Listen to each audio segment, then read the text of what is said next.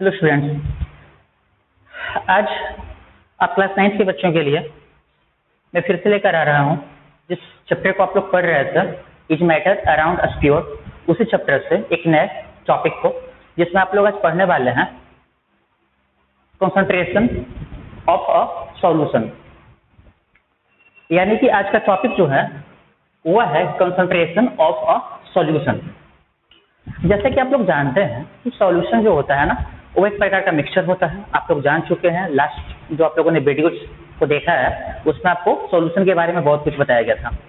तो आप जानते हैं कि सॉल्यूशन जो होता है वह दो भागों के मिलने से बना होता है। उसमें एक पार्ट जो होता है ना, उसे हम जानते हैं सॉल्यूट के नाम से, और दूसरा पार्ट जो है उसे जानते हैं हम सॉल्वेंट के नाम से।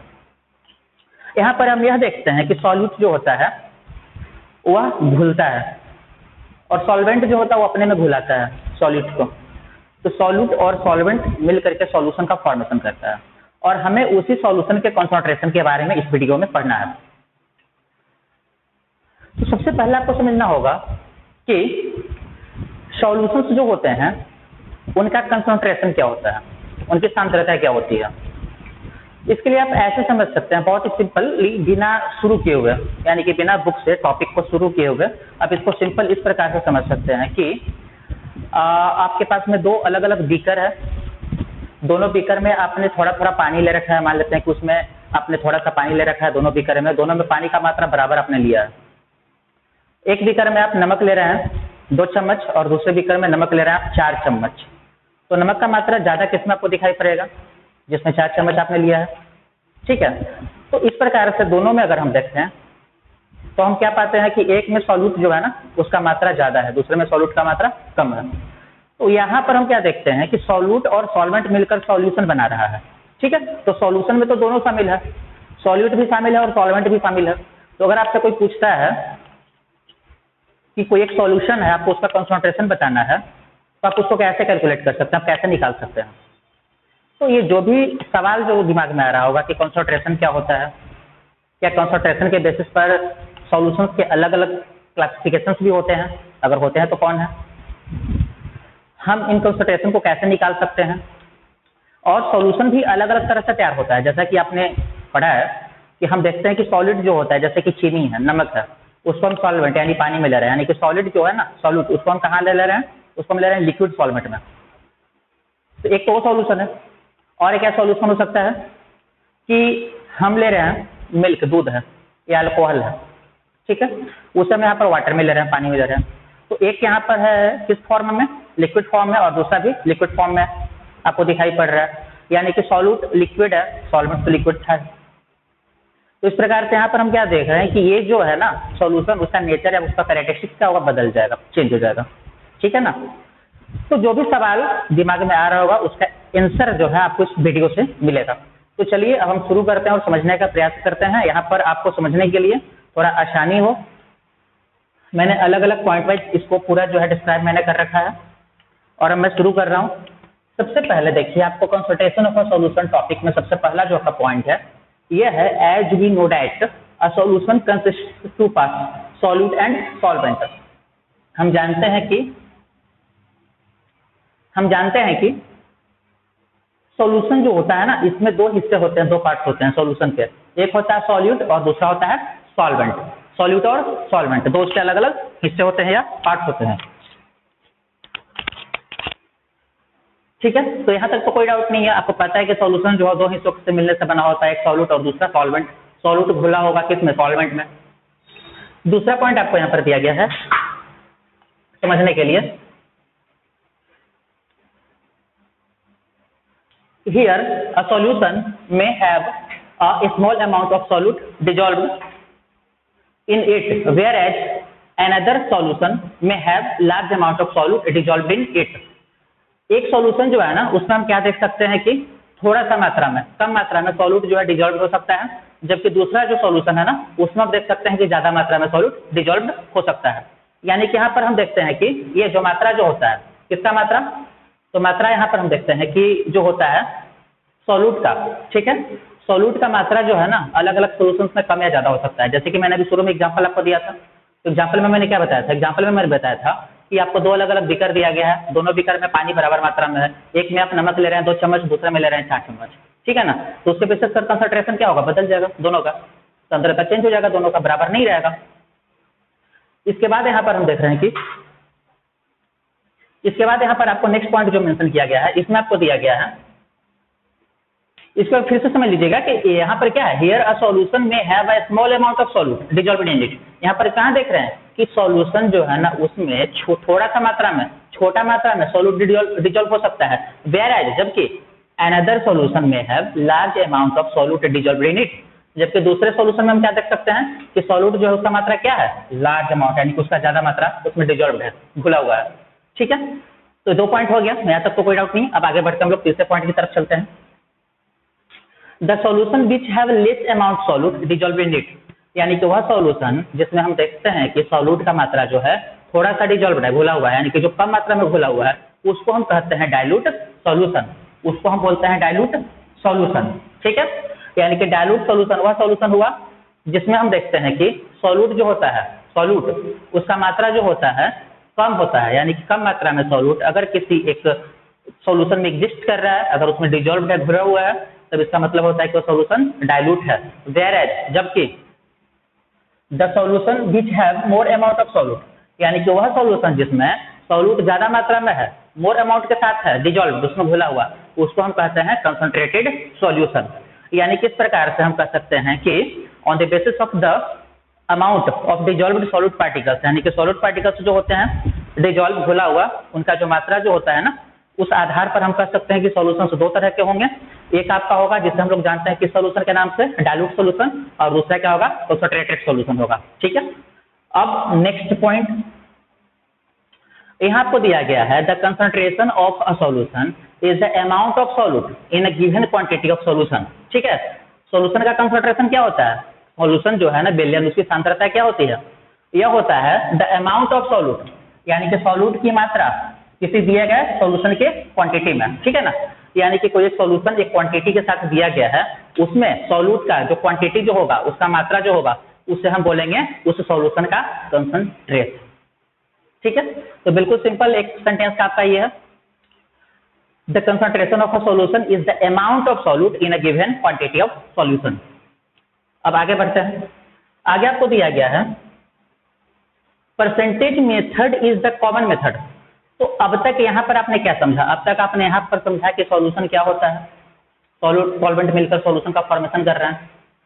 आपने यह भी समझा कि हम डाइल्यूट सॉल्यूशन किसको बोलेंगे, कंसंट्रेटेड किसको बोलेंगे, आपको डेफिनेशन दोनों का पता हो गया है। आपने यह भी जाना कि सॉल्यूशन का कंसंट्रेशन क्या होता है, वह होता है the amount of solute in a given quantity of solution, ठीक है। तो अब सवाल यहाँ पर यह खड़ा होता है कि ये कंसंट्रेशन ऑफ सॉल्यूशन हम लोग कैसे निकाल सकते हैं, किसी सॉल्यूशन के सांद्रता को हम लोग कैसे प्राप्त कर सकते हैं। तो उसके लिए क्या है, percentage method is the common method. Percentage method जो है ना, ये बहुत ही कॉमन सा मेथड है जिसको यूज करते हैं, विच यूज टू एक्सप्रेस, जिसको इस्तेमाल में लाते हैं क्या करने के लिए, एक्सप्रेस करने के लिए, किसे, the concentration of a solution. यानी कि सॉल्यूशन का कंसंट्रेशन अगर निकालना है, अगर उसको कैलकुलेट करना है, तब उसके लिए हम परसेंटेज मेथड को इस्तेमाल में लाते हैं। सबसे कॉमन मेथड होता है, ठीक है, सबसे कॉमन मेथड यही है निकालने का। चाहे आप वहां पर देखो कि वो जो सॉल्यूट है सॉलिड फॉर्म में डिजॉल्व हुआ है ना, या फिर मान लेते हैं कि लिक्विड सॉल्यूट था वो डिजॉल्व हुआ है, घुला है। अब आगे आपको दिया गया है, नेक्स्ट पॉइंट दिया गया है, the percentage method of expressing the concentration of a solution refers to solute present in the solution. Percentage method जो होता है ना, जिसके द्वारा हम लोग एक्सप्रेस करते हैं किसी सॉल्यूशन के कंसंट्रेशन को, रेफर करता है किसे, रेफर करता है उस सॉल्यूट को जो सॉल्यूशन में एग्जिस्ट कर रहा है, उसमें प्रेजेंट है, उसमें उपस्थित है, ठीक है। तो यहां तक आपका हो गया। ये आपका जो है पॉइंट, ये कंसंट्रेशन ऑफ अ सॉल्यूशन को कैलकुलेट करने से रिलेटेड है, ठीक है ना, उसके बारे में एक्सप्लेनेशन दिया गया है। अब यहाँ पर हम देखते हैं, जैसा मैंने शुरू में कहा था कि सॉल्यूशन आप यहाँ पर देख सकते हैं कि एक तो है कि सॉलिड सॉल्यूट वो डिजॉल्व हुआ है लिक्विड में, और दूसरा लिक्विड है सॉल्यूट वो भी डिजॉल्व हुआ है लिक्विड सॉल्वेंट में, है ना। तो पहला सॉलिड सॉल्यूट जैसे कि नमक चीनी डिजॉल्व हुआ है लिक्विड सॉल्वेंट में जैसे पानी। तो इसमें दिया गया है कि the case of solid solute dissolved in a liquid solvent, ठीक है।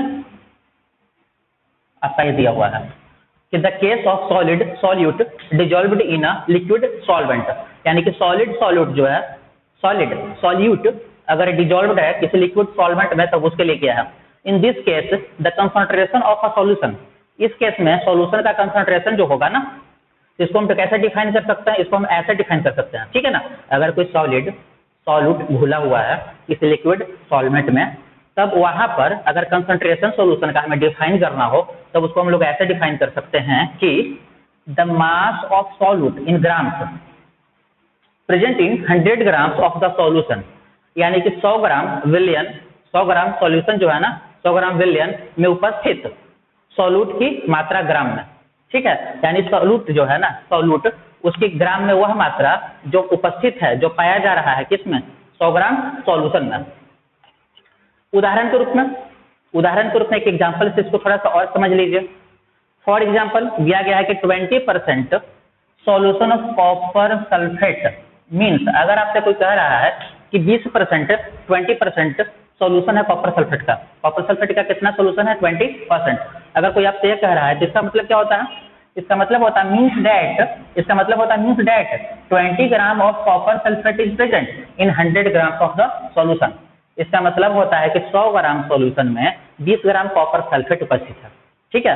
100 ग्राम सॉल्यूशन में 20 ग्राम कॉपर सल्फेट उपस्थित है, इसका यह मतलब होता है। तो ये तो आपका हो गया वो केस जिसमें सॉल्यूट डिजॉल्व्ड था लिक्विड सॉल्वेंट में। अब सेकंड केस में आते हैं।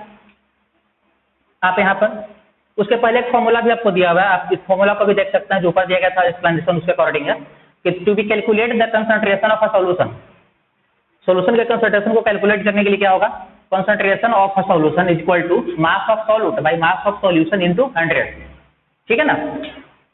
अगर आपको क्वेश्चन दिया जाता है कि 40 ग्राम जो है कॉपर सल्फेट वो डिजॉल्व है, घुला हुआ है, ठीक है ना, किसी एक दिए गए सॉल्यूशन के मात्रा में, आपको वहां पर कंसंट्रेशन बताना है।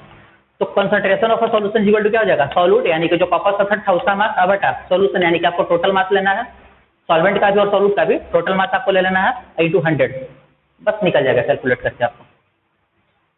अब आते हैं हम लोग वही जो मैं सेकंड बोल रहा था केस, जिसमें हम देखते हैं कि लिक्विड सॉल्यूट डिजॉल्व रहता है किसमें, लिक्विड सॉल्वेंट में, ठीक है।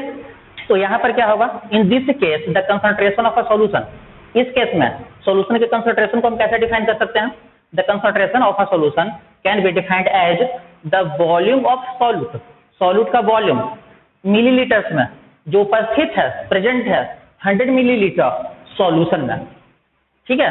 इसको ऐसे डिफाइन कर सकते हैं कि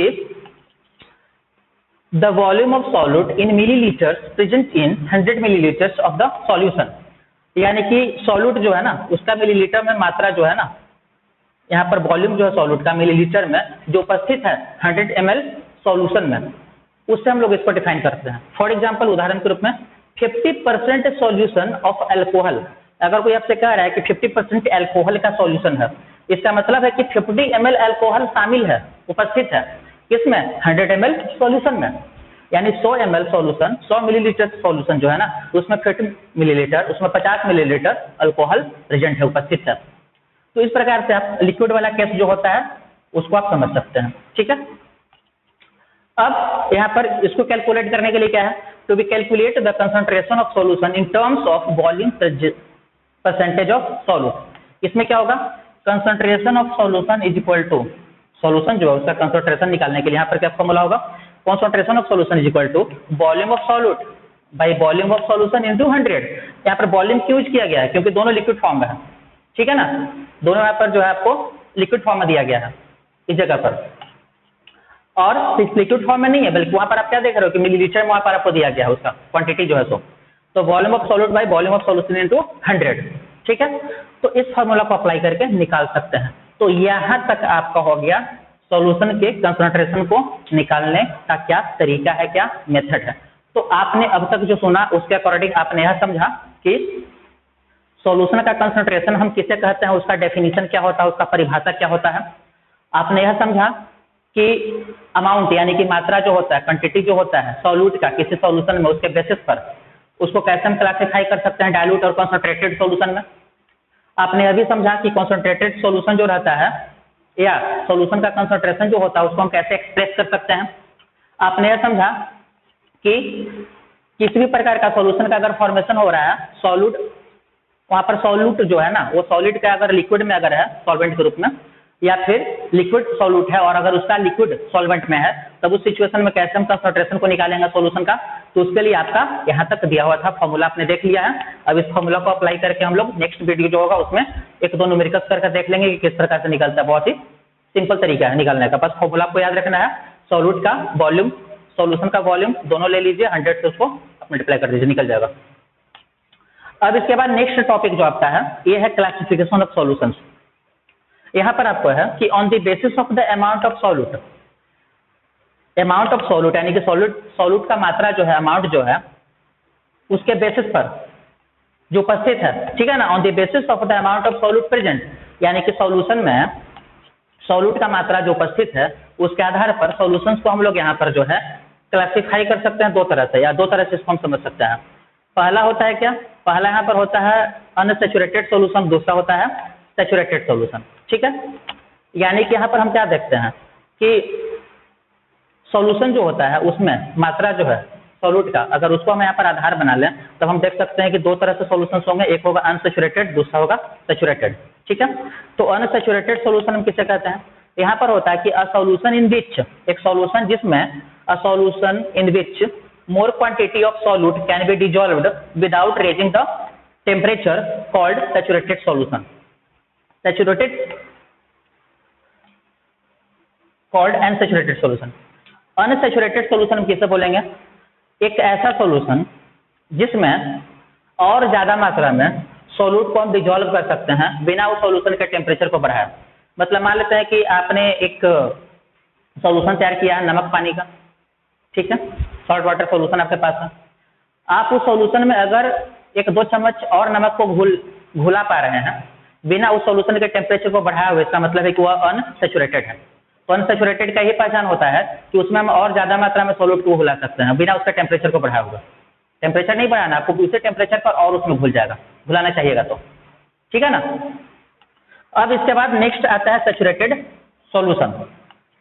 तो सैचुरेटेड सॉल्यूशन हम उस सॉल्यूशन को कहते हैं जिसमें क्या दिया गया है कि solution in which more solute can be dissolve. आपको दिया गया है यहाँ पर सैचुरेटेड सॉल्यूशन जो होता है कि a solution in which more solute can't be dissolved at that temperature called saturated solution. यानी कि एक ऐसा सॉल्यूशन जिसमें हम देख समझ सकते हैं कि और ज्यादा मात्रा में सॉल्यूट जो होता है उसको हम वहां पर डिजॉल्व नहीं कर सकते हैं बिना टेम्परेचर को बढ़ाए हुए, उसको हम कहते हैं सैचुरेटेड सॉल्यूशन। यानी कि सैचुरेटेड सॉल्यूशन वह सॉल्यूशन हुआ जहां पर सॉल्यूशन में हमें और ज्यादा मात्रा में सॉल्यूट को घुलाने के लिए उस सॉल्यूशन के टेम्परेचर को बढ़ाना पड़ता है, उसके टेम्परेचर को इंक्रीज करना पड़ता है। यानी कि अब अगर मान लेते हैं कि आपको एक सॉल्यूशन दिया जा रहा है और आप उस सॉल्यूशन में चाह रहे हैं कि वो वाटर और ये सॉल्ट का सॉल्यूशन था, आप चाह रहे हैं कि उसमें और सॉल्ट डिजॉल्व हो जाए, आप उसमें सॉल्ट ले रहे हैं लेकिन अब डिजॉल्व नहीं हो रहा, घुल नहीं रहा, तो क्या करना पड़ेगा, आप उसको हीट को देना पड़ेगा, उसका टेम्परेचर को राइज करना पड़ेगा। जब वो टेम्परेचर लेगा, जब वो गर्म होगा, जब वो हीट ऑब्जॉर्व करेगा तो धीरे धीरे क्या होगा, उसमें वो घुलना शुरू हो जाएगा जो पहले नहीं घुल रहा था। यानी कि कौन सा सैचुरेटेड था, सॉरी कौन सा सॉल्यूशन था, सैचुरेटेड सॉल्यूशन था, ठीक है ना। यानी कि solution in which more solute can't be dissolved at that temperature, ठीक है ना, कॉल्ड सैचुरेटेड सॉल्यूशन। तो यहां तक सॉल्यूशन से रिलेटेड कुछ और टर्म्स, कुछ और टॉपिक्स जो थे उसे आप लोगों ने समझा। अब इससे रिलेटेड यानी कि सैचुरेटेड और अनसैचुरेटेड के बारे में हम लोग नेक्स्ट वीडियो में और इसको डीपली थोड़ा सा पढ़ेंगे, इसके बारे में हम लोग और थोड़ा सा एक्सप्लेन करके स्टडी करेंगे, समझेंगे, एक दो न्यूमेरिकल्स करेंगे। इसके बाद ये भी हम लोग देखेंगे कि सैचुरेटेड सॉल्यूशन अनसैचुरेटेड कैसे हो सकता है, या हम सैचुरेटेड सॉल्यूशन को अनसैचुरेटेड बना सकते हैं या नहीं बना सकते हैं, ठीक है। यानी कि जिस सॉल्यूशन में पहले से कुछ नहीं घुल रहा था उसी टेम्परेचर पर क्या उसमें हम कुछ और घोल सकते हैं टेम्परेचर को इंक्रीज करके, या फिर सॉल्यूशंस जो होते हैं उनके ऊपर टेम्परेचर का असर क्या पड़ता है। तो हम लोग इन सब चीजों के बारे में नेक्स्ट वीडियो में स्टडी करेंगे, समझेंगे। आज के वीडियो में आपको कंसंट्रेशन ऑफ अ सॉल्यूशन के बारे में बताया गया है, फॉर्मूला वगैरह आपको बताया गया कैसे आप कैलकुलेट कर सकते हैं, इस सबको हम लोग यूज करेंगे फॉर्मूलाज को नेक्स्ट वीडियो में न्यूमेरिकल्स को सॉल्व करने के लिए। आज का वीडियो इतना पर ही मैं खत्म कर रहा हूँ।